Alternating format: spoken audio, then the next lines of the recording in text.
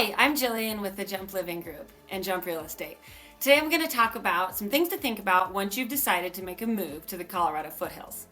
So a lot of people want to move to Colorado, and of course when you think of Colorado you think of the mountains. So there's a lot of really great mountain towns, and there's also some really fun mountain towns that are just outside of Denver in what we call the foothills.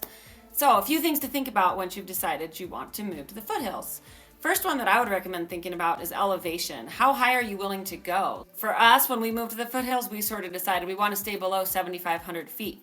Winters aren't quite as long. Summer evenings are still kind of warm, but you're still, in the mountains. So that's going to be something to think about before you make the move.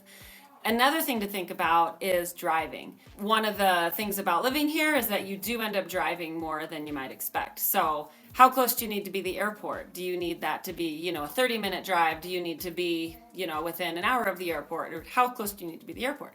Another thing we end up driving for a lot is kids' activities. So if you've got your kids in sports or school, that's just going to be something to think about. How much time are you willing to spend in the car to get your kids to activities that they're wanting to do?